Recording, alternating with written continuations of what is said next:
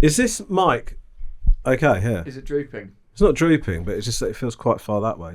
Shall I just adjust it? Yeah. But I wanted to check Before. before. A little touch. Yeah, that's all right. How's that? Yeah. That's better, isn't it? Yeah. Huh? I like that. What do you think Great of that job, adjustment? Will, what did you think, genuinely?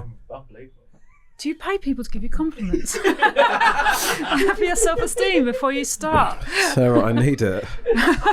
Because I'm not good enough. I couldn't do it myself. I don't know what I'm doing. I'm not as experienced as Romesh. Well done, Will. I also asked him to set up a contrast between me and the guest. Great, yeah. It's a power move. Yeah, and it works. Hello, I'm Sara Pascoe, and I'm on the Romesh Ranganathan. Hello, I'm Sara Pascoe. I'm on the Romesh Ranganathan. Hi, I'm Sara Pascoe. I'm on the Romesh show. There we go.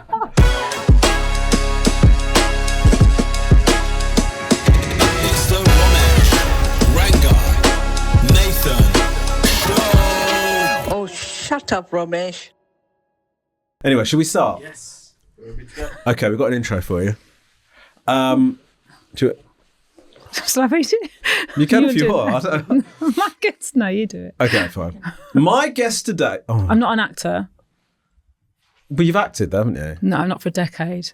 But that sort of bit doesn't have a sell-by date. Oh, yeah. Okay. My guest today is a leading comedian who used to be an actor and writer and has just completed her biggest stand-up tour yet, selling out venues across the UK, Canada and Australia. You know her from shows like QI, Mock the Week, Taskmaster, etc. She starred in her own sitcom, Out of Her Mind, travelled the world in Last Woman on Earth and has presented the Great British Sewing Bee. And now she is back! She's never been more back. That's not in the intro, I just added that for a bit no, of I liked it. That was good sizzle. for me. My heart's beating. With Roisin Conaty and the new TLC comedy travel show, 0 stars, it's the brilliant Sara Pascoe! Thank you so much. What a lovely introduction. Did you like it? I really loved it. I should stress that with my tour, I have sold out some venues. There are lots I haven't sold out. Okay. Just in case anyone is listening or watching thinking, I saw her in a half-empty room in Milton Keynes. I don't know what you have to do in order for the tour to be sold out. Total sellout. And also, sometimes you do it and people still don't come. I normally accept it when it's basically I call every tour sold out because I mean it creatively. Yes. Do you know what I mean? You're a sellout. Yeah, rather than ticket sales. Oh, I see. And that's like a little get out for me. Oh, that's very good. You know, there's no real integrity. Well, we can't do. We're comedians. No, that's true. You can't have integrity and make jokes. Jokes are so flippant. Yeah. But some people do it like in a real in-depth... I mean, you do. Well, this is why it's an interesting thing, because I sort of do, but I had a message this morning from someone who's really disappointed in me. You know, when someone's really disappointed in you last night in Edinburgh and they're really disappointed. And I thought, if it was a TED Talk, I get this. If it was an article, if I'd posted my opinion. But basically, she said I was a misogynist on International Women's Day and I ruined her International Women's Day. Oh, my God. I know. And I just Did it hurt you? Oh, it really hurts me. And I don't want to do the rest of my tour. Oh, no. I want to quit. I think it's so hard for members of the public to know that they are writing to a human being. Because my thing is like, okay, I also, because I was thinking about that, if you buy any product, they pay to see us. So there is some sort of contract going on. If someone didn't laugh and wanted a refund, I'd say fair enough. I wouldn't want to argue with them. I tried my best. If you want a refund, it was that bad, you should have it. And then the same with like, you were expecting something else that it wasn't. I feel like box office would give you a refund. If you said I had to walk out, I was upset about something the comedian said. It just wasn't my cup of tea. But I'm pretty sure that the box office would go have a refund. Yeah, but then my thing with that is, I think there's a slight issue with people going to watch comedians and feeling like the comedian can only say things that they fully agree with. Yeah. Well, I think this is what I think about. It's if they feel aligned with you and then you let them down. Yeah, that is exactly because it. It's not like, look at the rest of comedy. Like there's a whole spectrum of people saying some like pretty out there stuff. Yeah. And they come, to someone like us because they think, well, you agree with me, don't you? And then if you don't, if you in fact say the opposite of what you think for comedic effect, which is what I have some stuff I have a line in my show about not being a feminist. But it's so I can make a joke about wanting my husband to take more wives to help with the housework. So it's so clearly not real. Yeah. So for someone to sit there and say, you ruined my International Women's Day, and now so flippantly announcing that you're not even a feminist anymore. And I thought, oh, it's such a shame that you've taken that literally. But you shouldn't let that upset you. That's not on you. I don't think you have a choice about what upsets you. And sometimes smaller things do. Really It's gets the thing you. where you have an argument in your head. Well, Yeah. if I was upset about something, what would sort of help me would be a gift, and we've got you a gift. Is that really for me? We've got your present. There's 2 presents in there. Is it really for one me? Of them's quite, one of them's quite delicate. The other one isn't as delicate. Oh, it's like me before and after my period. There you go. This is so, does everyone get presents before I feel too special? I don't want to lie. Yes, they do. But Books read. Oh, that's good. so it's a good, little isn't tally it? for books you've read this year. Oh, And we Carrie heard that you'd read Carrie 123. Going to be jealous, isn't she? I'm trying to think what happens if you've read. What if I read 400 Well, there's books? loads. There's oh, more there's other numbers. numbers. There's more Oh, numbers. It's not just the numbers 1, 2, and 3. Oh, great. I was thinking it has, as long as I do a multiple. I want to, this is great, Carrie. I'm Just going to read be it. really This is the jealous. 100th book I've read today. No. I can't update my tally until I get through this next one. No more reading. I'm off the chart and I haven't seen what that is yet. This is really nice. Thank you, Rom. Do you think you'll Thank actually you. use that? What? Do you That? think you use that? Yeah. Okay. Yeah. And then My this is because apparently you really like roast potatoes. Is that true? Yes. And that's Well, better than sex. well- roast potato seasoning. Oh, very exciting. And my husband makes amazing roast potatoes. And so it saves our marriage on a regular basis. And now I'll tell him, no more sex. We don't need to. We've got some seasoning. How does he do his roast potatoes? Well, it's a very Greek style, which Okay. means a whole bottle of olive oil. Yeah. With- Oh yeah, and then you're sort of frying them. They're aren't you? basically chips. Yeah. They're basically chips. Really olive oil, lots of rosemary and thyme and lemon. Probably how everyone does them. Garlic and like whole cloves of garlic Yeah. in there. Yeah. Does he parboil? Yeah. Little Smart. bits. Yeah. Yeah. Yeah. Yeah. Is he a good cook generally? Yeah, he's a really good cook. But his ex-wife was a chef. So I think he's come from a relationship where someone was a much better cook than him to a relationship where he is the better cook. And I think it's nice if you then get to do something you didn't get to do in your last It's relationship. good for men, that, I think, that sort of thing, isn't it? Feeling like- For our self-esteem. Yeah, absolutely it is. Yeah. I think we need that a lot. Yeah. Yeah. Yeah. I'd like to Are you be- a good cook at home? No. No. Well, I do think I can cook well, but Lisa has told me that the mess that I create is not sufficiently paid off by the meal. Oh. So I'm very rarely allowed to do it. Right. And when I do it, it's like a big thing. Yeah. Like the kids are warned, and Lisa will go around and say, Dad's going to do his thing where he wants to make something today. Yeah. Let's all stay in our rooms, and let's see how it all, you're going to hear noises downstairs and stuff, and we'll be arguing, but that's all part of Dad making lasagna. Yeah. Just relax. And then I deliver them what looks like it could have been made in 20 minutes, but has taken all day. That's kind of the But do you issue. enjoy the process of it? Yeah. Yeah. I think it's really good, especially if you work away a lot. Being Yeah. in your own kitchen, it's very nice. Yeah, I don't think anybody can ever react to a level that I want them to the food. Yeah, when someone's just talking to you and carrying on. Yeah, Like, you have, like, and I don't mind that. I don't mind. And to be clear, I don't mind people talking during the meal. That's I'm not expecting complete silence and just reverence at every no, mouthful. but the first taste, yeah, you stop at least and then you give that- talk about it. You go like this and you Yes. go. So anyway, as I was saying oh, Exactly. that's Yes, what you want. Absolutely. And sometimes people don't do that. No, I know. That's really bad manners. Fucking scum. It's really bad manners. It is really Yeah. bad manners. Anyway, so that's my. I had Sean Walsh over for dinner once. Oh, yeah. And he did in the cab on the way home. Come dine with me, scores, and like a chat to camera and sent me the videos.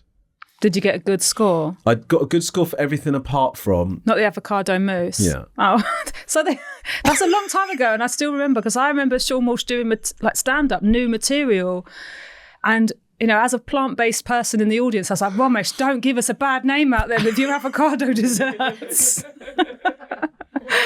I was convinced it tasted great. But this is the thing about if you don't eat normal stuff, Yeah. our sense of what's nice I know. has skewed. Yeah. The amount of times I've said to someone, taste it, it tastes like real ham. Yeah. And they've gone, it doesn't. I know. It doesn't. I thought it tasted Yeah. like pure silky chocolate mousse, Yeah. and he thought it tasted of vegetables. Yeah. Horrible. Yeah. Anyway, great to have you on. So Thank you nice so to be much. here, Thank you so yeah. much for coming onto the podcast. Yeah.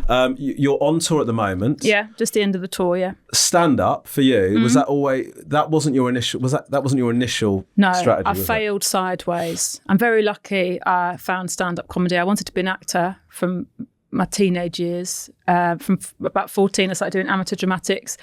And then 2007, I was working in old people's homes doing reminiscence theatre, and I started doing stand-up gigs on my days off as a character. And then there were loads more gigs if you did it as a straight stand-up. And then I did a competition, hoping to win some money, and got an agent.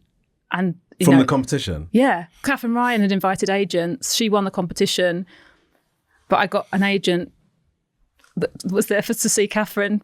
There were lots of them. So there was like, So you picked up one of the... the rejected.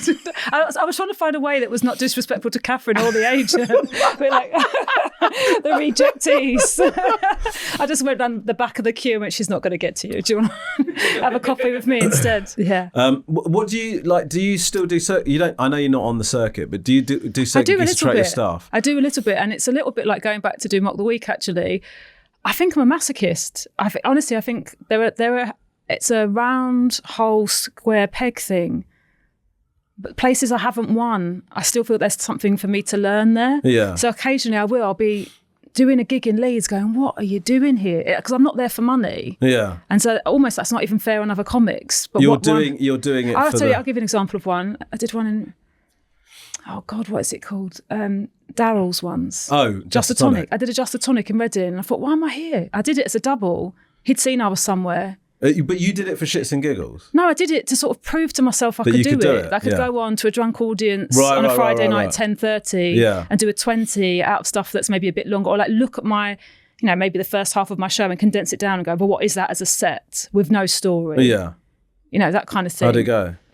It was actually great, but the thing is wondering why I do it to myself. Yeah. I've got really young kids. You get home from Reading, it's 1 a.m, and I'm on the train going, but what are you trying to prove? Yeah. But it's still, because stand-up for me it just feels like such an unwinnable, they keep moving the finishing line. I remember like not gigging for a while in between tours, and I was just doing other bits, and then I thought, I need to start like getting back into the clubs and stuff. And I felt like the game had moved on while I was not like everybody was so, I remember going to do like a pretty like, it wasn't open mic, but it was like quite a low level kind of just sort of pub gig. Everybody was absolutely fucking ripping it, and I felt like a dino. I was just like, looking at my stuff going, this is shit. Do you know what I mean? Yeah, like, I think the audiences are really lucky because the comedians are working, because there is so much now to win, which I don't think necessarily we knew when we started out. Yeah, we didn't think let's get rich and buy houses from comedy. It was a creative endeavour for most of us, but now they know you can get on that TV programme, you can get that, you can tour and make how much a year if you're at that person's level. The amount of people touring at that level because of the exposure of the last decade. And you've got the fact that because of the internet, they're watching comedy, the best comedians from every country. It doesn't have to like be at a festival. No. So people are working so hard, they're so business minded. And like British comedy has always been really respected, but I think it's sort of unarguable now that it's the best comedy at every level. Yeah. So how's it all go? Like, how's it feel to tour instead of the circuit then? Well, it feels like the ultimate privilege, doesn't it? That the fact that anyone leaves the house at all when there's so much telly. Yeah. There's so much telly to watch. Yeah. No one's watched all of it, and you're leaving the house. It feels like such a privilege, but I'm finding it really hard with young children. So basically, how old are your kids? 2 and 4. Okay, you're in the trenches. So they don't sleep through the night. And so me working at night is hard on my husband. And then it means that when I come home, it's all about kids. And there just is no way of fixing the fact that stand-up finishes really late. And if I'm going home, I'm travelling a really long way and my kids get up at 6 a.m. There's just no way you can balance that. No. Can I help you though? Oh, if you'd like to come over and I don't want to actually help. But I remember like we had that. But I mean, Lisa's like amazing with the kids. But I remember one Sunday morning, we woke up at like 9 and the kids had woken up, but were just occupying themselves. I think I cried. Yeah, that's really amazing. And it's been like that ever since. Has it? Yeah. Like what kind of stuff do they do? There's a point that's like they just start getting play games, got their own toys. Yeah. Or they'll read a book, or they'll go and switch the TV on themselves, or they'll go and make themselves breakfast. Do you know what I mean? It felt amazing, because you're connecting with them less. No, I'm joking. But what I mean is like, that thing of like where they come straight in and they want you to. Yeah. I had that thing with the kids where I'm really bad at reminding the kids of how privileged they are. But one of the things that used to it didn't really get on my nerves, actually. It didn't annoy me at all. But one of the things I used to pick them up on is like constantly saying that they were bored. And I remember once we took the kids to Lapland, and we were taking them on like snowmobiles, and we went to get the equipment, and then he said the snowmobiles will turn up in a minute, and we sat down in the gear, and then one of my kids said, I'm bored. I said, dude, you just put the equipment on, we're waiting for some snowmobiles to arrive. Like this bit, just chill. Like this is like, you're allowed to not be entertained. And that whole thing of like, you know, I do think whatever the reasons are with like kids' attention spans and stuff like that, they want to be kind of stimulated the whole time, don't they? Yeah, it's odd. So our children are having very different childhoods. Who are you just staring at? I was looking because my little scripty thing was moving on. Sorry. I thought you were doing bitchy eyes about me. No. Look at someone like that would be such a fucking high risk strategy. You're sat weird. here. I know. That's why I thought I'd call you on it. Listen, I've got some bollies. But so my children are really middle class, and they're having a very different childhood to the one I had. And like one of them the other day had a tantrum because he wanted a pain of chocolat, and I got him a croissant, and the croissant was £4 fucking pounds. Yeah, because that's how much they cost if you buy them in a coffee shop. Everything's ridiculous now, and there is no way of translating to a child what the world is and how the world works and how that is a family of four's dinner. you know, that's loaves of bread. I remember getting into what I would describe as close to a berserker rage when at the way that one of my kids was opening the presents on Christmas Day, and then immediately discarding them to move on to the next one. And then they finish and they go, are there any more? Yeah. And then when other people come, they go, are they bringing me presents as well? And then I remember saying to them, we're going to do this. I said, I want you to stop. It was at the age when they were getting loads and loads. And we stopped midway, and I said, it's so pathetic, Sarah. I said, I want to see you reflect and savour each gift as you want. So you sort of open it, he'll see what it was, and he'll go, this is great. This is a really nice gift, and I'm really happy I've got it. And then I go, okay, move on to the next one. It's just absolutely fucking pointless. It's just complicated, isn't it? It's just complicated. What we're supposed to be teaching them I don't know. about the world. I don't know. Because I feel like nature's programmed you as a parent not to understand surplus and too much. Whatever you've got, give it to them. Yeah. All your attention, all your love, everything you've got. It was only for them. They're the only important thing. Oh, fuck, I'm spoiling them so badly. Yeah. I have the same thing as you of like I sort of think, you know, my parents had like a bit of a torrid time, and we struggled. And then when you have kids, your instinct is, I don't want my kids to have the experience that I had. And so you go, holy shit. Also, it's fun. Like, it's so fun. That's what I would say. So I know, because your family, like your dad was really successful, you had money and then you lost it. Yeah. Right. So you sort of saw both sides, and that's a lot for a kid to take in. Yeah. Whereas I didn't grow up with very much, not in a terrible, went to bed crying and hungry kind of extreme way, but definitely at school knew we had less than other people, knew my mum had to work really hard to bring us up. So the excitement of like, my kids can have anything in the supermarket. Yeah. It's really hard to quell that when actually you feel quite proud. Yeah. And it is exciting to go, I'm not going to say, no, you can't have that breakfast cereal. We need to find an off-brand one.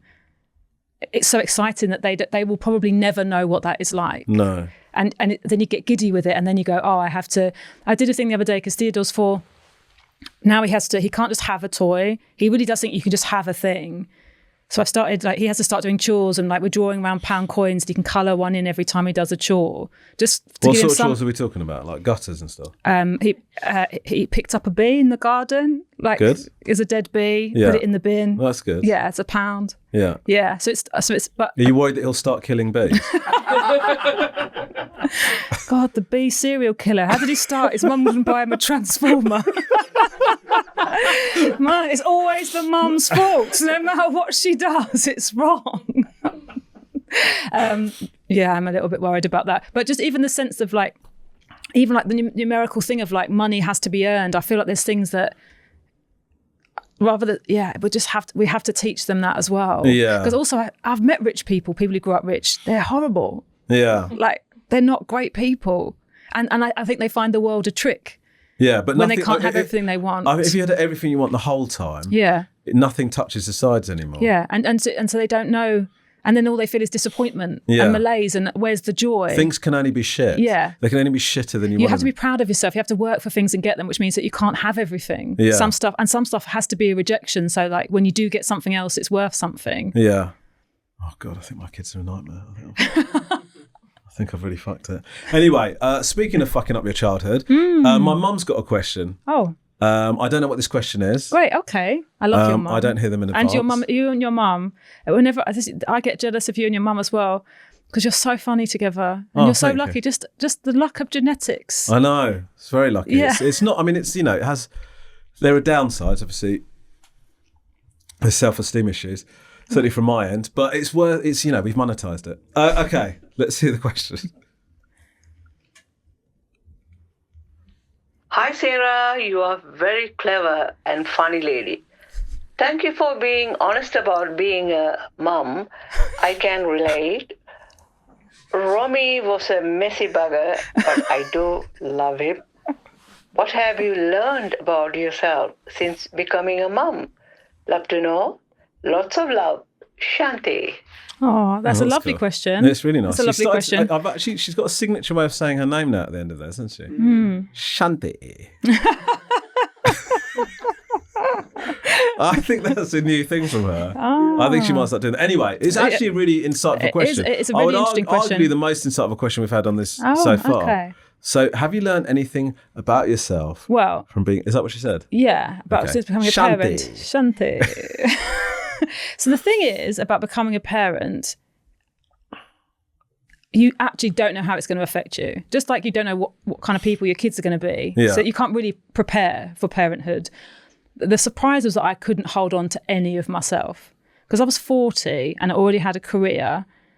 I thought I was quite set up and like kids would be like an add-on to an existing operating system. Got you. And what happened was... So fucking naive. I know. And imagine how many of my friends have had kids and then were watching me like, did you listen to nothing we said? And I was like, I'm one of those really, if something isn't relevant to me, I just don't take it in. I'm like, blah, they were talking about how broken they were. I'm like, blah, blah, blah, blah, blah, blah, blah, blah, not listening. And then, and so it's the opposite of like, it's not an add-on. It's like when you do like an update system and it kills the whole computer. Yeah. It's ego death. Yeah. And you go back to these absolute basics of labour for somebody else. And then all you're doing going, who am I then? And like, what is left after that?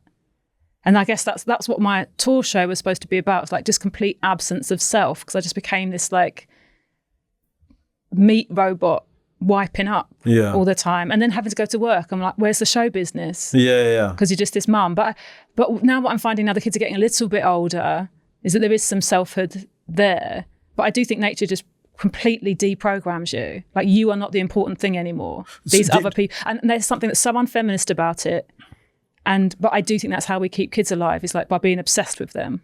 Well, I mean, Lisa and I we're having a chat with our eldest son the other day. He and I were both going to the training session. All this detail is unnecessary, but we started getting into how the difference in priority of me versus Theo to Lisa, and that like.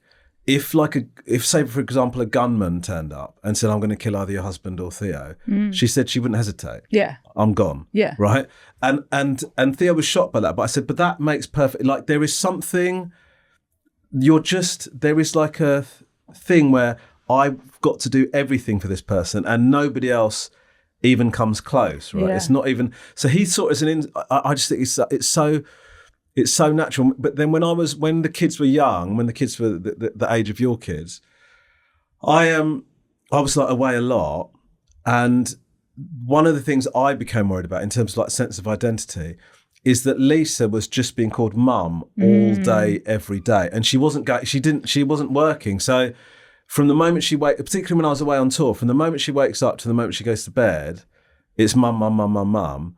And that I get why you suddenly just go, who the hell am I? Do you know what I mean? It's even like, during COVID when people stopped working, people stopped socialising, those two things are so, in this construct that we've got, those two things are so intrinsic to what you think about yourself and what you see as how you identify. Other people have to respond to you for you to, that's why I kept gigging. I remember Shappy, when my second one was 6 weeks old, doing a gig with her and she was like, what are you doing here? Your baby's 6 weeks old.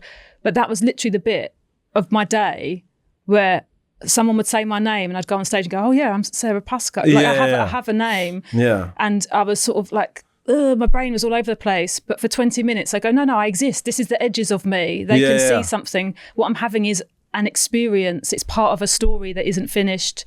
I got some like selfhood again, but I think it is really hard if you don't work. But then it's also really hard if you do work because you're adding that on top of a whole day of labour. So the answer isn't like, Lisa, I've got you a part-time job in the co-op just for, I know, for your personhood. But even when I'd say to Lisa like, why don't you do like a night out with? She just goes, I can't be bothered. Well, you're too tired. Yeah, you're too tired. It was actually an insult to suggest that there was any capacity to do anything else. Yeah.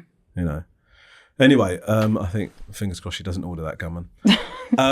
My oldest is called Theo as well. Yeah. You could said Theodore, didn't you? Yeah. But our Theo is not Theodore. No, that's okay. Is that a bad? They're all abbreviated. So why would that be bad? Not bad, but you just like the name Theo. Yeah. Yeah. Alex is not Alexander. Yeah. Charlie's not. Yeah. Charlie Bald. Yeah, he's not.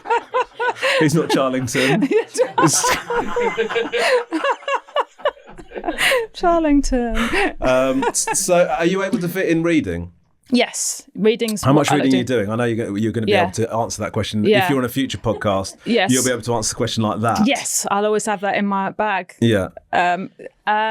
Lots of reading. Reading's my happy place, and reading's what I would rather do that than go to the pub. Yeah. Like I work and then when the kids have gone to bed, I read or sometimes watch TV. I watch a lot of TV as well. Would you read on a train? Oh yes, best place to read, or an aeroplane. Yeah. Would you go wander down to a park and then just open a book? Yeah.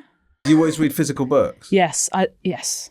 Okay, that sounds something like you're quite passionate about. Well, because when you have a physical book, you then also have the proof of all of the books you've read on your bookshelf. Yeah. And then when other people come around, you can go, oh, you'd love this. Oh, that one. If you read the new one, you borrow it. But like that. But then it's quite cool to have them all in the thing. Looking at screens, I don't think I take anything in.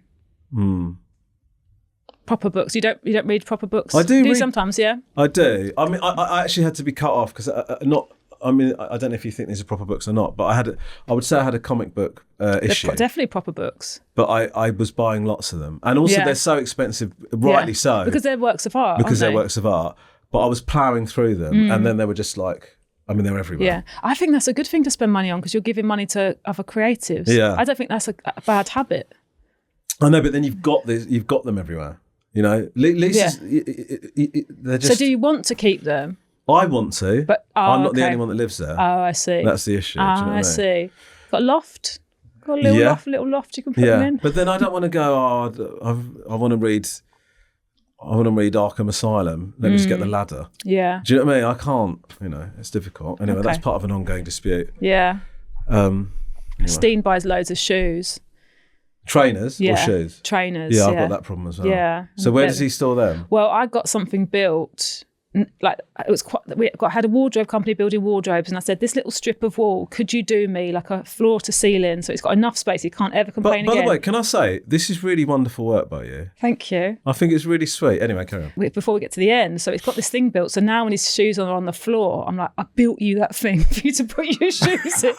Pick up your bloody shoe. So it doesn't end the thing, but I was validating because John and Lucy had that couples show. Yeah. On it, I was saying, he's got too many pairs of shoes. And then when they flashed up a picture of his shoe collection, the audience gasped. And I always remind him of that. Like they thought I was being like a woman exaggerating. How many has he got, do you think? I don't know. And also that's only half his collection because half are in Australia. So he does have like hundreds of pairs. Will he get them shipped over, do you think, ever? I don't think if he wants me to still be his wife. I think if we break up, then yes. Would be like a divorcee's kind of statement, wouldn't it? Yeah. Yeah. Just as crate. It's the next wife's problem. Yeah.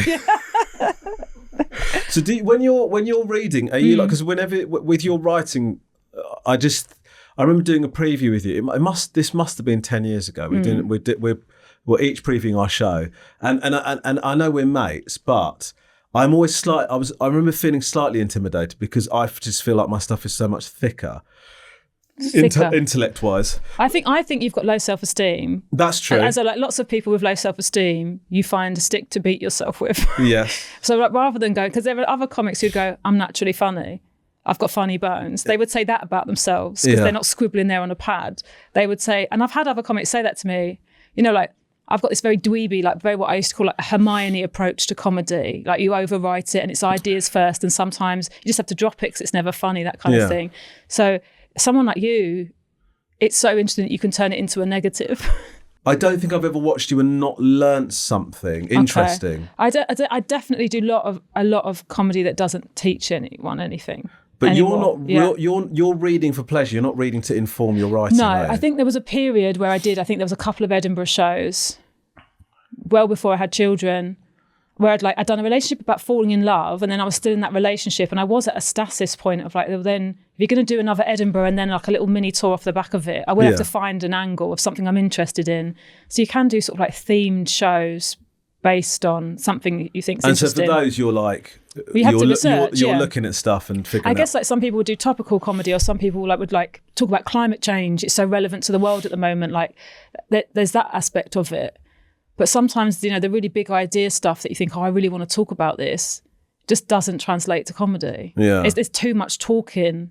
I know. And then you go, if I have to talk for that long before a punchline, I can't call it comedy anymore. I know, but it's so different. But that's that conflicting thing, isn't it? Because you sort of go, I've got this really interesting thing, but you need to. But that's why the comedians, we all get to do other stuff. We get to do podcasts, write articles, write books. Thank God for podcasts. Thank God for podcasts. So if we do want to be ourselves and talk about genuine beliefs, without having to undercut it, we have all this space to do it. Yeah, I think we're really lucky. So just been a bit spoiled, really.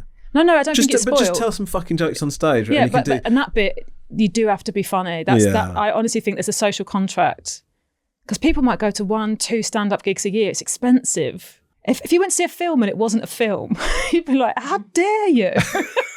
How dare you do this to me? But then there's levels of like, not levels of, I don't mean levels of funny, but like what I mean is...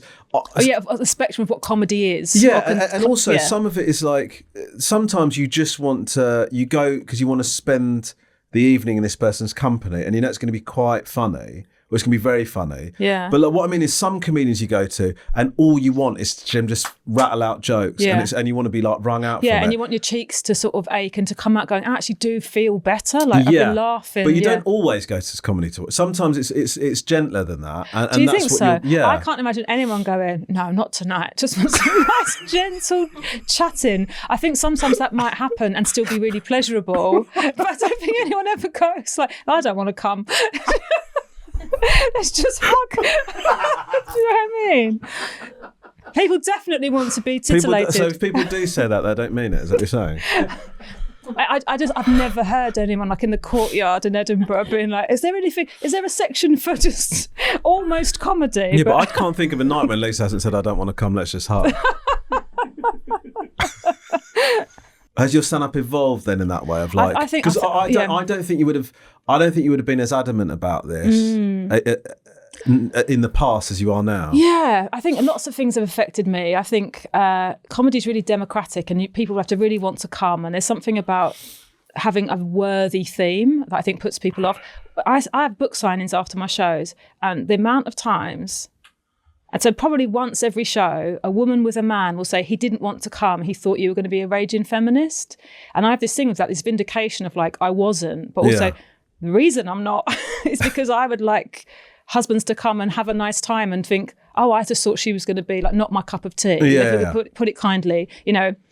I want to be everyone's cup of tea. I'm a people pleaser. Yeah. And that hasn't stopped. I thought with a level of success, maybe I would have, you have an option, don't you? When success, you either sort of batten down the hatches and go, I am what I am, and anyone who doesn't want that can go somewhere else and get something for them. Yeah. But I actually think I got much more softer of like, I would like to be more accessible. I want to be accessible. I want to make money. I want to be able to tour every few years.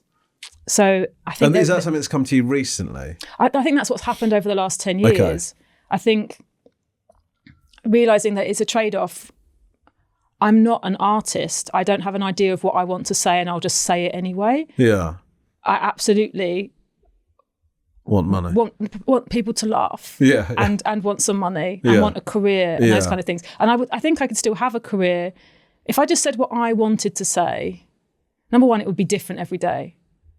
I would never repeat a joke. I'm pretty sure, like so James Acaster's done one where it's just like all crowd work. Yeah. People do things. Hector's Welcome, is it? Tommy Tiernan did one where he knew his last line and his first line, Right. and then in between it was improvised. I think you can definitely get away with one in your career. Do you reckon? Improvised show, absolutely. Because I'm going on tour next year and I haven't really written loads of it. Do it then. Yeah, And shall I just do I that? tell you what, loads of people are doing. Half of the show is Q&A. So you do either half an hour, have a break, and then it's the questions from the Yeah. interval, or vice versa. You do a Q&A and then you do a 40-minute headline. Yeah. Your own. Loads of people, and audiences love that. What about Q&A and a dance? I think so. I think with the new host of Strictly, everyone's going to be looking out to getting their dance from other places. What about, this is it. Put on an episode of Traitors in the first half. Yeah. And then do a dance and a Q&A in the second half.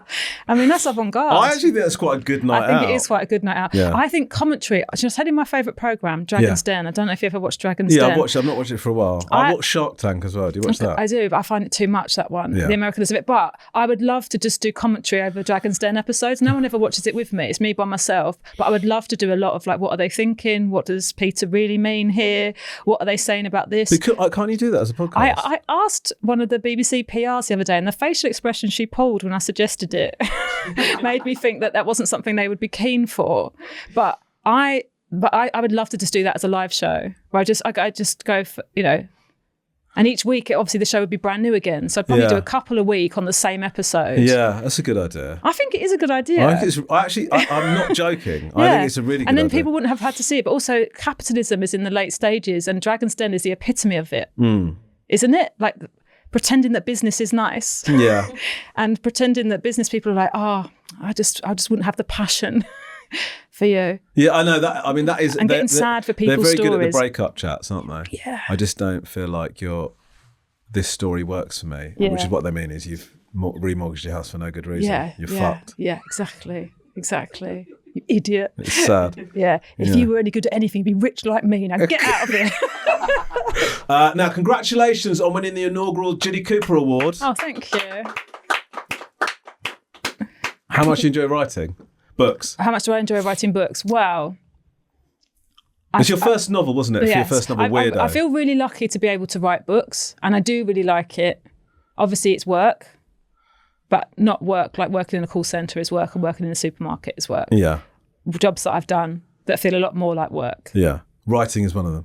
But no, writing's much, much easier. Is what I'm much trying to say. easier, of course. I just feel like you always hear writers going, it's so lonely and it's so hard. And it's like, yeah, but Yeah, I know. it's also, you've got coloured pencils and you're outside the window. And I you know, don't, and you also don't have you a are manager. able, and also you're able to just leave. Yeah. Like if you just go, this is shit. I'm just going to go. You can always go like, no, it's not flowing. Yeah. I guess Yeah. I'll just have a glass of wine at 2 o'clock. That's what Hemingway did, isn't it? Yeah. And do you struggle, because you've written books as well, obviously. Yeah. What's your thought process with it? Because do they come to you with book offers, or do you decide, okay, I'm ready, I want to do one? I decided to write like a memoir, but what always happens is I'm incredibly excited at the beginning of the process, going along to the meetings, and they go, we would like it, and they go, what sort of thing you think about doing? And you do. I love all of that bit of writing, and I would say for the first third to a half of the book, I'm having a really good time. And then then I start to think, maybe I should just not do this. Only because I think it's when you get to the nitty gritty of trying to finish it off, and they're starting to. Also, once, I don't know if this happened to you, I got sent the unedited notes on the book. Oh. Has that ever happened to you? Unedited notes on the book? As in, like, it obviously wasn't meant for me to read because of the Who is nature. it for then? I think it was for the publisher. And then they were supposed to like nice it up and send me the feedback. Oh, but it like I remember. I think that it is meant for you. I don't think it is. They don't try and be nice. One of them said, "This isn't funny. I've got no idea why anyone would think it would be." I mean, that is the kind of thing they write. What? I honestly, what the fuck? the notes I've had are things like, "Is this a joke?" ? Like that kind of stuff is, because then you have to justify it. These are your. I mean, it is Sorry, like. Sarah. We're comedians writing books. I know, and we're also, fucking fragile. Don't start sending stuff like that. I know. Sometimes I can't even open the email with the notes in. Like I'll know that it's there because it's so like having your homework marked, but so much more personal. It's hard. And then for a week you can't write anything. Yeah. You can't write anything. You just go, what's the point? I'm a piece of shit that everyone would tell. Well, that's another thing that one of the notes says. Yeah. Yeah, it's horrible. It's really okay. So you are supposed to read that. I think with authors, there is a level of you get the notes, maybe not quite as harsh as what you're saying, because it would be a tasting. I've had people write their own joke suggestions in the notes, that kind of stuff. I think the notes are hard, and that's why the relationship with the editor is so important. That's a real job. And when I say that, like, it's not spell checking. No. They really are shaping and bolster it here, and Yeah. How much more writing do you think you're going to do? I'm writing another novel at the moment, but it's much, much slower. My children take up so much of my time now. Yeah. And anything that I took, and I'm a bit like, like we say with Lisa, I could write after bedtime if I'm not gigging. My brain is broken. Yeah. Like by that time of day. Yeah, I get that. And Steen and I, we really need to work on like having conversations. Yeah. Because like, even like talking to another adult, it's like my brain goes, okay, the kids are asleep now, they survived another day. Yeah. I think you should take, I do think, my advice would be to take that responsibility out of your day. Lift out the easy things. You don't have to chat to Steen. No, or write a book. These are all things that can just watch Dragon's Den and go to bed. So how much writing do you think you're doing a day? I don't have a set amount. Do you have a set time? No, nothing like that. I describe it, the difference between basically a craft. Like if you had to have your house painted, you'd paint as much as you could every day, and you can physically do that. You wouldn't go, I can only paint for 5 minutes and then I'm done. Yeah. Whereas I think with creativity, sometimes if you were painting a painting, you would paint a little bit of it and go, that's all I got. Yeah. I'm exhausted by this, or I don't know what to do next. And they say you should stop when you know what you're to do next, so that you always come back to it the next day. When you know what the next step would be. So and then you always sort of like then a bit impatient. So you're always supposed to do slightly less than you're supposed to. You're never supposed to exhaust it. And obviously if you're on a deadline, people have to and da. Yeah. And you can be like workmanlike about it, but I'm not. Have you read that Rick Rubin book, Creative? Steen started it. So we've got a half-read one in our house. Okay. No, I've heard it's really good. My dad's read it. That blew my mind. Yeah. And then I was thinking, I'm going to write stand-up, and then I didn't. Okay. But I imagine if you actually implicated it. But he's quite workmanlike about creativity. Well, he's like, these are all ideas, and you take away the rules, and, you give all of your different ideas equal kind of, and you'll feel a tingle when the one that's supposed to be nourished sort of comes to you, and and all of this. It's like when you read it, you sort of think, I'm going to create something amazing. Yeah. But I've not created anything amazing since or before. When I hear creative people talking about creativity, it always feels like it's in a vacuum where they wake up in an empty house and have a decision about whether they have a coffee or a water. Yeah. And then then they do some like stream of consciousness just to get it out. It's like, that is not possible for most people. No. I've got the little space like from leaving my house to come in here if I'm going to have my laptop on my lap. That's a good time to write, yeah. So it's like, it's that. It's not, which of these ideas is tingling? It's like just to say that's the end and say it's a bit rushed at the end. But sometimes just crapping it out and then figuring it afterwards is all right, isn't it? I think that's a lot. A daily amount is a bit like doing a poo. Yeah. Where it's just, there's some pressure, a release. Yeah. You got no more. No. Yeah, it's done. You flush and move on. You flush. Don't think about it. Never think about it ever again. Yeah, but there will be more poo. That's tomorrow. You'll do another one. Yeah, no, I hopefully. Get it. Okay, you got a new travel show. Congratulations. Thank you. Everything you've prepped me up for so far, I've been very negative about. So watch me actually pump this up. Okay, great. It's a dream. You and Rob get to work together, so Yeah, you've ripped off Rob and Romesh versus, haven't you? We said to them, make sure it's just like Rob and Romesh, except really good. So this is 0 stars. You and Roisin Conaty. Yeah, so the pitch was you and Roisin get to go to the worst reviewed places in Europe, and I was like, sign me up. And then I had to go to the worst reviewed places in Europe, and I was like, you never properly listened, do you? Yeah. You had me at Roisin. I should have listened to the rest of the sentence. It's so hooky. Yeah, and also they always make it sound like it's a holiday. Yeah, and it isn't. Often with travel shows, like because it's not your first travel show, obviously. No, but it's my first one with somebody else. Yeah. They'll often say to you, you won't enjoy it at the time, but you'll look back at it fondly. But I did enjoy it at the time. Yeah. Lots of elements of it, even some of the really hard stuff. It just honestly, especially because TV, it does feel like the end of days in lots of ways. Yeah. It might be the last travel show I ever do. That's highly likely. It might be the last travel show ever. Ever, exactly. To get to go to these places and just some of the stuff they made us do, because they don't want you to have a nice time, because that would be a boring television program. Correct. They do have to put you in situations. But I remember being in Albania about to shoot a gun, and I thought, this is cool. Yeah. I would have had my entire life, I never would have picked up a gun. I hate guns. Yeah. I never would have shot one. And I just have this memory now, this experience with killing someone somebody. that killing a cameraman. And I do think there's especially, and again, after having had kids and being like, who am I? I've got no life. Suddenly being away for like 4 nights at a time, only thinking about what we were doing and being with Roisin, and like you'll have dinner after filming and those kind of stuff. I don't with them. No. I know that can be done, but I will have it delivered to the room. So how hard? Because obviously, like with that, the premise of the show means you're going to stay in shit places and do shit things. We in did. theory. We did. We went on the worst cruise in Europe, and as they were telling me that, I was like, "How bad can a cruise be?" Because cruises are amazing. Cruises are amazing. You're on the water, and also, and this is where Roisin and I both are the same. I don't want to piss on things that are other people's holidays. Okay, so the food wasn't great. Stuff's a little old. The boat's it was supposed to be, sort of wrecked, and there's still, it's a sort of 70s cruise ship. I had to take my youngest with me on the cruise. On the cruise, and so we were sharing a room, and he dropped my phone down a hole in the bathroom. I didn't shower for the whole time because it's obviously a very small room anyway on a cruise ship. And the bathroom just smelt so bad. It had carpet, like a little bit of carpet, but it had also been soaked for years and years and years. Anyway, there's a hole.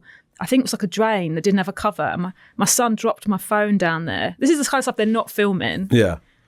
And so I have to get it back. It's not even worth it, really, is it? I have to get it back. And it's all hair. So putting my fingers that deep into hair. Like wet hair, Romesh. What does it smell like? Disgusting. It smells like shit. It smells like rotting shit.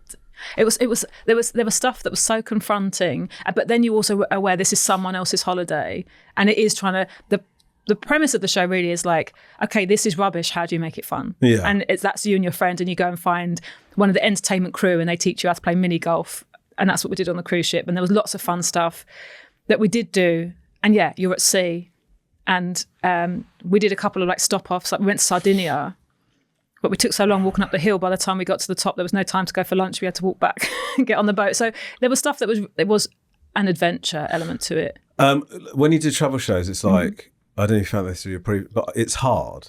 It's hard, and people are tired. Yeah. And you're traveling around together, and you have to not only, obviously you're with Roisin, but you've also got to get on with all of the team. Yeah. And that's quite a fragile. I think certain personality types can find it exhausting. Yeah. It's a 13-hour day, maybe even more with travel. You're underslept. I do think you have to sort of convince yourself you're delighted to be there. I just kept telling myself I'm so lucky. Did you ever lose your shirt? My shit? Did you ever flip out? I don't think so. There was one kebab shop. There was waggling of meat in faces. Knowing that you're a vegan. I don't think they listened to anything. I don't think that our director, no one had set them up to do it. It was just this guy thought it would be funny. Right. And when you have a language barrier and you're like, that is a man that in real life I would call the police. Yeah. So this isn't funny. Yeah, We're not filming it. So it was just elements that was like that. A couple of times, but not losing my shit. There's loads of stuff I didn't do. We went to Turkish barbers.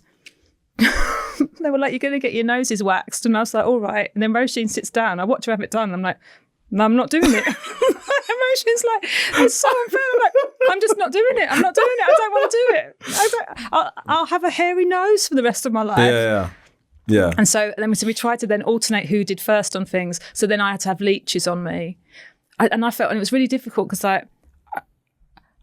they were like, because I know you're a vegan. I said, I don't think this is a very vegan thing to do. You're using animals. They were like, they sort of persuaded me that, it's actually good because like you as a vegan are feeding some animals. And I was like, okay. So I'd sort of legitimise it to myself. And then I was like, what happens to them afterwards? And I'm like, don't ask what happens to them afterwards. Yeah. So, but it's all like in the rush of it. You're just going along with stuff and doing things. And also, again, I'm such a people pleaser. I'm so aware that like everyone has a show to make. Quite often I just go, yeah, I'll take all my clothes off and jump in Loch Ness, like whatever we're doing. We went to Loch Ness to look for Loch Ness Monster, and there was something about something that League of Their Own had lost. Did you crash a plane in there or something. Oh, we did. Well, I think we lost we left a car in a dune thing near there. Maybe that's what it is. But I went to Albania for Misadventures. Oh, did you? And I had we were staying in the shepherd's hut, and this thing about being, sensitivity to the. So I said I'm vegan, so they gave me a plate with one less lamb chop than everyone else. Yeah. And then you just got to sort of. I mean, I didn't eat it, but you have to sort of go, okay, cool. Yeah. And then they said you can sleep in the next room, which is kind of their living room. Oh. And I was laying on the sofa, and I was thinking, fucking hell, like something stinks in here. I didn't know what it was, and I just tried to get to sleep. And every sort of half an hour during the night, I'd wake up going, God, it still fucking stinks now. Anyway, and I got used to it. Anyway, we woke up. I got up and they started filming with me, and then I was fully clothed because it's so cold. Yeah. And then the director said, Romesh, what's that on your back? And it turns out what had happened, the smell was that one of their cats had shat on the sofa, and I'd spent the entire night rolling in it. God, it's so horrible. And just smearing it across my back. Yeah. And then, like one of those air fresheners that every now and again it sprays it. That's what was happening every time I moved. I was like getting like a fresh thing of it. It's like a scratch and sniff on your back. And then I came out and I was like, fucking hell, like, this is awful. Like, it's just, I had cat shit just over my entire back. And then did they film that and make it funny? No, because they said, you can't, this is a bit, you've stayed at someone's house. Yeah, it's and now you're laughing about that. Like, they didn't know they had cat shit on the sofa. No, of course, yeah. So you have to, we couldn't just. And that's it, is they've signed this sort of disclaimer of like, we'll be in your programme. Yeah. And they will watch it. Yeah. And you just can't humiliate people or be rude to them. Even in like the Roisin and I just at the stage of sort of doing the press for this, it's such a careful line between these are people's businesses and livelihoods that we went to stay in. We really don't want to say, yeah, it was so crap, because actually a lot of the places have got bad reviews and you got there and you go, it's not fair. There's no stairs, you have to carry your luggage. That is hard for some people travelling, but it's because of the listed building. And they can't put a lift in. Yeah. So like, let's be human beings about things. Yeah. So sometimes it was just ridiculous, and people do like complaining too much. Cat shit, it's horrible, and I'm really sorry you had to go through that. But, I think people complain too much. Yeah, I mean, I wouldn't. No, you wouldn't. And also, it wasn't a hotel, it was someone's house. Yeah. I had a similar... I felt more sorry for them that they've got a cat that's just shitting wherever it wants. Yeah. I mean, I was just happy that I was able to clear up one of them.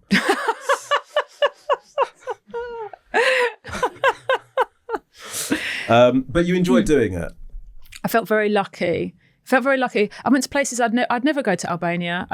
Probably never would have gone to Bulgaria, which I really loved. And I'd never go to Benidorm. And I went to Benidorm. And what was Benidorm like? Good? I mean, it is what it is. Yeah. That's Roisin's, that's her catchphrase. It is what it is. But, we did darts and we went on a hen do, and we had an amazing, massive roast dinner in like the blazing hot sun. Roisin didn't want to go on this like banana boat, so I went by myself. And there's nothing lonelier than being on like one of those 12 people banana boats all around Benidorm coast just by yourself. And then all I just kept doing is going, you're so lucky. Like, this is your job. You get to go there. All you have to do is say a couple of things to camera afterwards.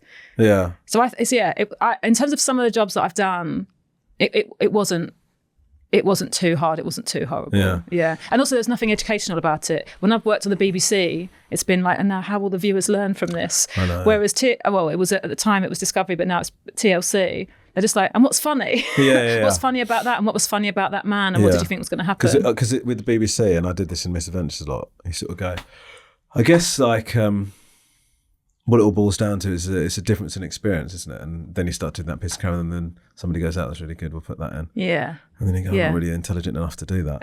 I went to Albania and got the Albanian flag tattooed on my arm. Did you? As part of because there was a guy there doing it. Yeah. I went to, and then I just thought I was going to get it covered up after. Because no disrespect to Albania, but you don't have like strong attachment. No, I enjoyed the trip, but I'm not going to get the flag of every country. So who suggested that? We went. There's like they've got the bunkers over there. I don't think I saw One any of them bunkers. had become a tattoo studio. Okay. And so there's this guy, this ex-con, had started becoming an artist and tattoo things. So I was just like, oh, that'd be funny, not funny, fun, nice to get a tattoo. So I got that, and then I thought I maybe get it covered up. But then the week after the show came out, I was sort of just walking through town, and then this massive Albanian guy came up to me and says, "Did you really get that flag on your arm?" I said, "Yeah." And he said, "Can I see it?" And I showed him, and he said, "You'll have no problems." And walked off. Yeah. Because there are some really dodgy ones. But what does that mean, though? I don't think he knows. How does he know I'm not having any problems? At that moment, I was No. close to divorce. He means from like... they can look out for you. Oh, okay, fine. You know, like a lot of the doormen and stuff. Yeah. Yeah, so what you're saying is like I always get really looked after at hotels and stuff. Yeah, you'll be looked after. Yeah. So the show's called 0 Stars. Is that right? Yeah.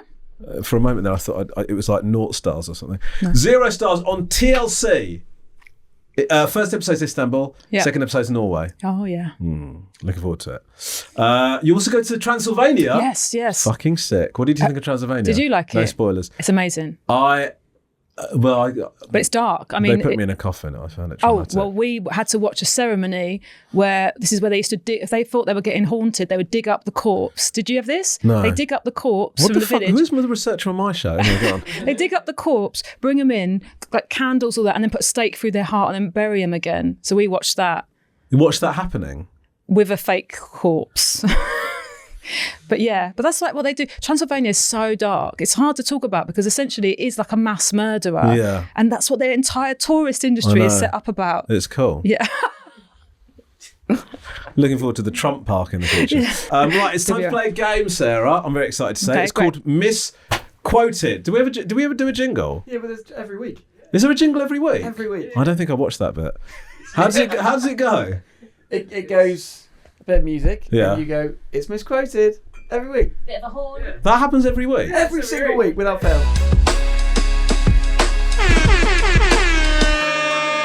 It's misquoted. Okay, so this is misquoted. 5 quotes. Some of them you've said, some of them you haven't. You just have to figure out why, and it leads to some light chat. Here's your first one. So it's not quick fire? No. We've tried to do it quick fire in the past, but people tend to fucking elaborate. Okay. Here's your first one. Yep. I knew I wanted my main character to have chutzpah. Right. Did you say that or not? I might have said it, but I mispronounced chutzpah for a very long time. So if I did say it, I would have said chutzpah. It's very close to what you said. Yeah. What you actually said was, I knew I wanted my main character to have hemorrhoids. Oh, great, yeah. And you said, yeah, it's very similar. A lot of people with chutzpah do have hemorrhoids because of the stress. Yeah. This was you discovering. This is you talking about weirdo. Yes. Why did you really want your main character to have hemorrhoids? Because I think loads of people in the world have hemorrhoids, but they're never reflected in a story. Right. I've never seen characters with hemorrhoids and it just being part of it. Well, like, I think there's never a rom-com like How to Lose a Guy in 10 Days. Yeah. Where it's like they both work in advertising. She's in the middle of the she does have hemorrhoids. She's going to go to the chemist quickly. Like it's just a human experience. Sure. And I also feel like it's relevant. People never have cystitis. No. Like they're just. I think that's a good point. I mean, it was ages in Star Wars before they made any reference to anybody even going to the toilet. Well, that's it. Lots of books. No one ever goes to the toilet, and there are some programs. They're like fucking on they're on a spaceship for ages. Yeah. You don't ever hear Han Solo go, "Chewie, take over. I'm going to curl one out." Yeah, it doesn't happen. No, and they definitely have them on spaceships. They must do. Yeah, they have to. They must do. Yeah, they must. Mad Men. I don't think anyone goes to the toilet. No. And they're in the Millennium Falcon for fucking whiskey. ages. They would have to go to the toilet. Anyway, it's a good point. I think you make a great point. Everyone on Mad Men would have hemorrhoids. Yeah. Because they don't eat any fibre, just smoking and drinking. Yeah, exactly. Never shitting. People have sex all the time. I'd much rather they sent people to the toilet. Yeah. I don't want to watch people kissing and things. No, agreed. And also, having sex when you're so blocked up like that. I just can't imagine it being fun or pleasant. No. I can't imagine it. Okay, here's your next one. I'm a putter-offerer. I think, how great to have someone make you go, no, looks rubbish. I'm a putter-offerer. I'm a putter-offerer. No. I think, how great to have someone make you go, no, looks rubbish. So how great to have someone going, no, looks rubbish. I mean, without a context, God knows. I don't know. Did you say that. No. You did say it. Guardian, April 25. You're talking about being the opposite of a parenting influencer. Oh, yeah. I think my stand-up puts people off having children. There you go. And it genuinely, I think, does. I mean, it's great, isn't it, to have someone make you go, no, and it looks rubbish. Yeah. And and it's the opposite of an influencer, which I've now discovered is a de-influencer. It does. Yeah. I didn't invent it. It's not called a putter-offerer. It's called a de-influencer. But is de-influencer De-influence is that somebody that actively tells you to not do the thing? Yeah, or it's or someone puts saying off you don't need a inadvertently? thing Oh, great. that you could buy into. So de-influencing is like, you don't need Botox. Okay. We could all just be old. Yeah. Yeah. Actually, you're anti-plastic surgery, aren't you? We discovered. Anti is not too strong because I do not judge or... I think anybody that does it is awful. No, I think Is that everyone who right? does it looks amazing, and Yeah. I'm really glad, and I hope it. But You think it's sad and pathetic? no, I'm just trying to finish it off with I the thought. I think we're all fucked, and it's getting worse because things become normalized, and it's really expensive, and it brings people no like pleasure. It's not an enjoyable thing to do to yourself, No. and it then gets normalized, and it's like I do think there needs to be some pushback for like maybe we could all just be threes. Yeah. And still be alive I think and that's a worthy good of shout. love. I think you that's know? a really good shout. Yeah, that's my de-influencing. Yeah, I think that's smart. Okay. Here's your. So hold on. Did you get the first one? Sort of No, you then? kind of. No, not Okay, really. the second one, you absolutely fucked it. Okay, here's your third one. I used to think comedy was for idiots. Yeah, I Did you definitely say said that? that. Definitely did. Yeah, because that was. I was very serious, and I didn't realize that comedy could be such a powerful tool to talk about serious things. Yeah. So I thought, why is everyone laughing? There's wars going on. It got you, Yeah, got you, so got you. so that was my, and this is like when I was at university. Yeah. And I wanted to make political theatre. And then when I was doing stand-up comedy, I read Bill Hicks's book, and obviously Bill Hicks died really early. So he died at 36. So it's really not fair for me, almost a decade older, to criticise what he says in his book at 36. But he didn't like gag comedians. Yeah. He's like, he had this like quite strong feelings about don't just go out and make jokes when there's all this like stuff to talk about. Yeah. Whereas I really understood by then, the jokes are the jokes are the sugar that helps the medicine go down. No one is going to comedy clubs if everyone's doing Bill Hicks. No. If we're all just shouting at the audience about, commercialism, Yeah. no one's going to come. They're No. not especially not going to pay to see it. Yeah. So you used to think it's idiots, but you don't now. Now I think there is a large proportion of comics that I think are genius, a genius level of intelligence, and it looks effortless and easy. Yeah. And it's only when you've tried to do it that you see the work that's gone in. Yeah. Okay. That's the first one you got fully correct, actually. Thank you. We've Good, got two okay. to go. I don't care about the scores, just so you know. I'm not invested in this as a scoring exercise. Okay, we will.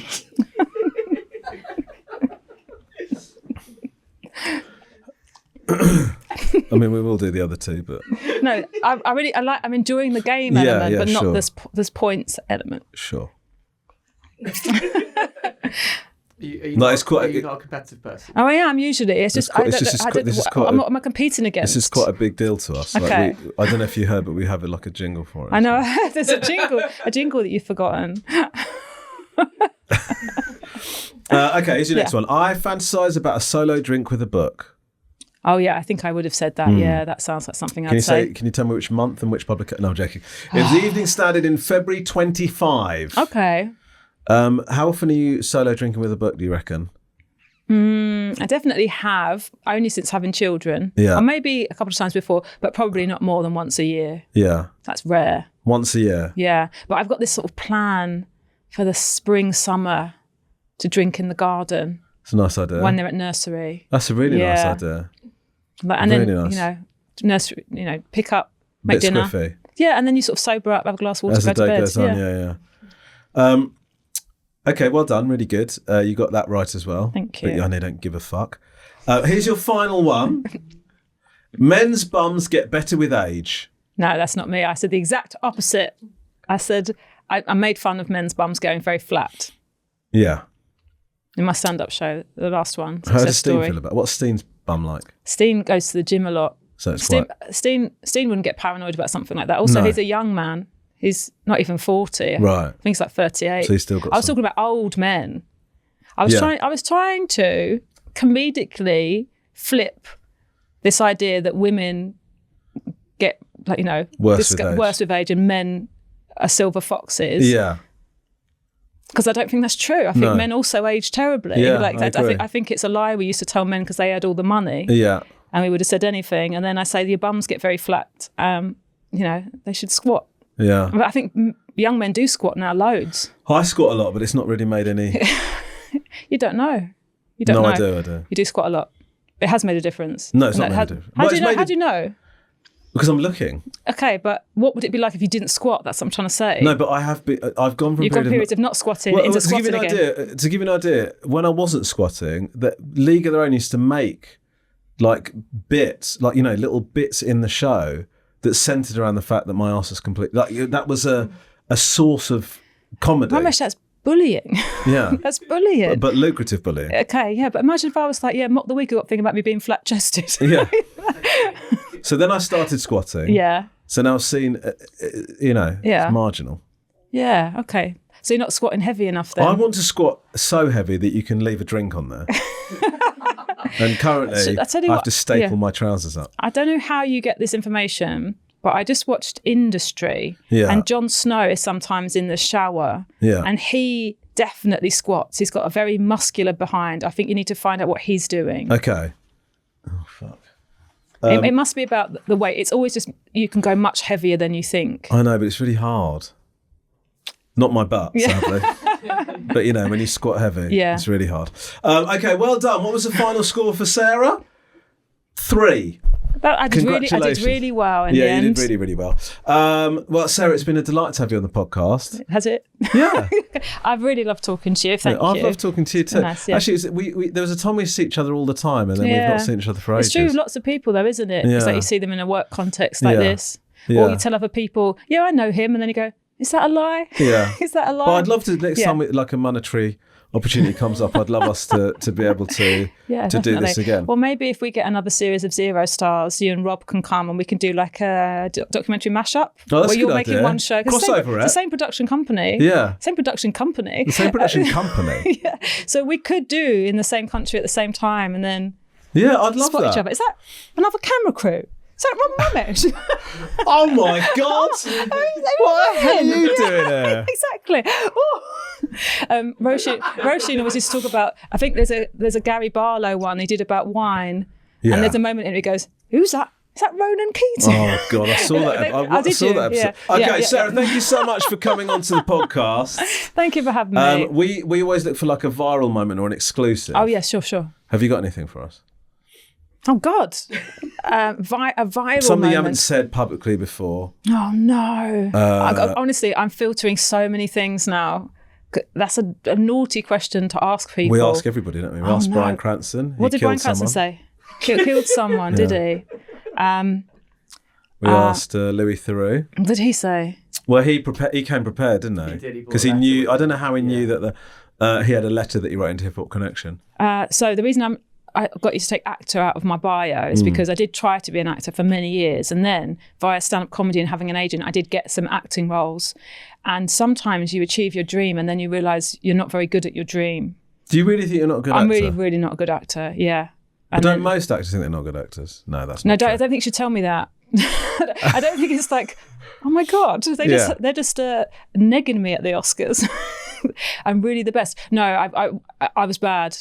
And also I was just really aware that I wasn't putting the work in to be good at it. Yeah. I was that thing where you like subsume yourself into another character. I never did. And then you realise it's that, well, and that's what you do. You dedicate your life to a thing. You can't have more than one of those things. Yeah.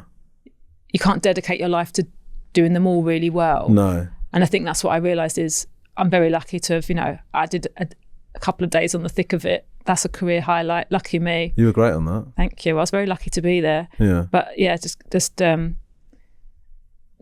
also self-tapes. I can't do self-tapes. No. I can't video myself at home. No, but I can't even do face-to-face auditions. I had an audition for the Martian and the casting director started corpsing during my read. Oh. I did an audition for Mary Poppins 2. Yeah. The casting director lost her temper with me because I wasn't in the frame. Yeah. And I kept repeatedly stepping out of frame. I did an audition where I didn't think it had gone that badly. I'd had to play a song on a ukulele. So you'd had to learn a song on a ukulele. That's already going badly. So it's pretty bad. Yeah. And so it was really hard, but I did it in the audition. And it was only when the casting director came out in the hall to hug me and say, I'm so sorry we'd put you through that I knew how badly it had gone. The kindness sometimes, a woman coming to kindness kills you. The kindness has made you go, oh, that was humiliating. I hadn't even realised I was humiliated until I got my cuddle. Please give it up for Sara Pascoe. Thank you. Thank you so much for watching this episode of the Romesh Ranganathan Show. I've been told that some of you are watching this, enjoying it, wallowing in it, but you still haven't subscribed. That's mad behaviour. You're going to miss episodes. Very silly. So follow and subscribe to the Romesh Ranganathan Show on YouTube, Spotify, Apple, or wherever you get your podcasts. We drop new episodes every Monday and Thursday. On Monday, I'm here with amazing guests talking about their career, what they're up to, having a laugh with them. And then on Thursdays, I'm joined by my mum, widely regarded as the audience's favourite Ranganathan. And we answer your questions, your stories, and your family dilemmas. So I'll see you on Thursday when I'm back here with my mum, Shanthi. Send your questions and stories to podcast@rangaby.com. Voice note or text on 07731 623 355. We genuinely love hearing from you, and there's a good chance you'll hear yourself on the show. See you next time. Oh, shut up, Romesh.